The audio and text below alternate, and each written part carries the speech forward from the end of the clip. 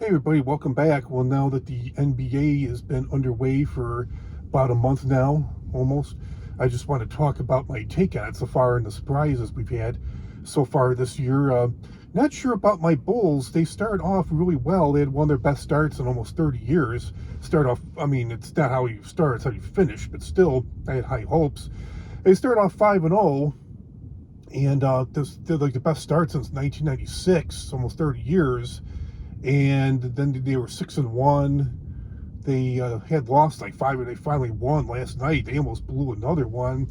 The thing is, all the five games that they did lose in a row, they could have won all of them. They've had trouble. Of course, they have had injuries. Kobe White is finally back, and Josh Giddey was out for a few games. He's back. Kobe White was out for the whole season until, that wasn't supposed to be out for the whole season, but he missed quite a few games, just came back a couple games ago, I think 2 or 3 games ago. One of their key players, a good shooter, and they are now 7-6. They just haven't been able to, and I thought they were going to lose another one last night, like I already said. They just haven't been able. It's been a problem. They haven't been able to close out the fourth quarter. They've been blowing. Even the game last night, they were up by like 15 points and ended up. I think they were. It was up. They were up by 15 points for halftime, and then they were down by one. They let them come back. They were down by one at the half.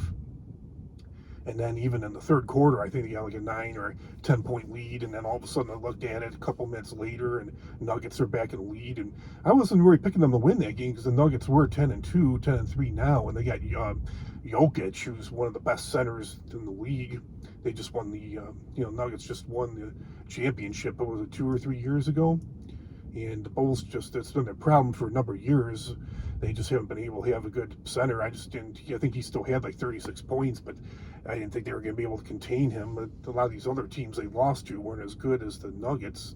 I couldn't believe they lost to Utah Jazz, went into double overtime. That was a real nail biter. They made some mistakes down the stretch, even though they made some good shots down the stretch. Pistons are a surprise. They won in 10 in a row. They were one of the worst teams in the league, I think, just like a year or two ago. But it's funny how it could change just like that. And they're injury prone too. They've had some injuries, but yet they still won 10 in a row. They're 12-2.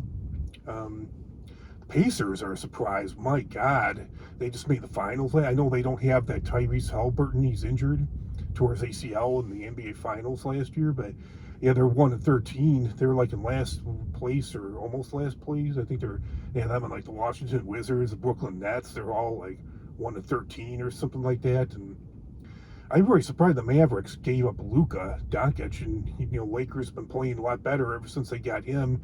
Anthony Davis hasn't really made much of a difference for the Mavericks, but I can't believe they were just in the finals, not last season, but the season before last, and they got rid of Luka, thinking Anthony Davis would make them better, and now they're struggling too. I think they're like 3-8 or 4-8, something like that.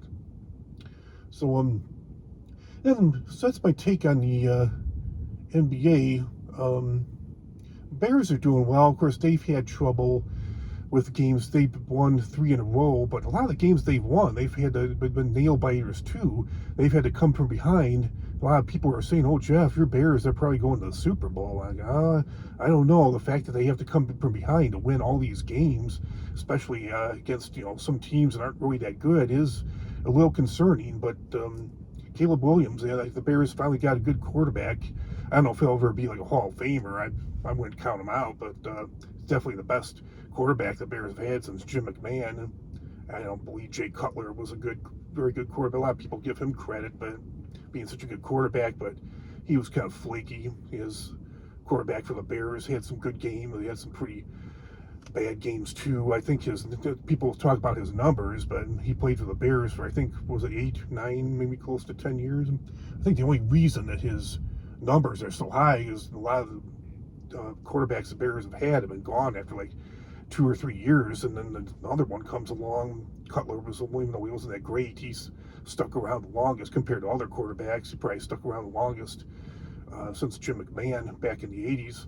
So my Bulls are off tonight, and then we play the Portland Trail Blazers tomorrow, and they're an okay team, and we'll see how they do. And then they've had played some tough teams, but the good thing about the Bulls, it looks like I was looking at their forward schedule for the next couple weeks, and they have some easier.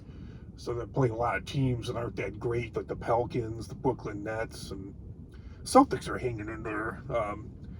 They're like a 500 team. They don't have Jason Tatum because he tore his ACL last year. But yeah, the Bulls have an easier schedule the next couple weeks, so hopefully they'll allow them to bounce back, get back into I mean, obviously they already have a winning record, but hopefully they can catch up with the other teams in the East. So yeah, we'll see what happens. So a lot of surprises this year so far with the good teams and the bad teams. So and then the teams that are 500, it does not really turn out the way I expected. But of course, it is still pretty early. Things can change, definitely change. And the Hawks kind of, was it the Atlanta Hawks and the Philadelphia 76ers kind of came out of the gate. They're playing well too. So I think that's all I have to say about the NBA and NFL for now. So comment, like, share, subscribe, and I'll talk to you all real soon. Have a great rest of your week, everybody. Talk to you all later. Bye.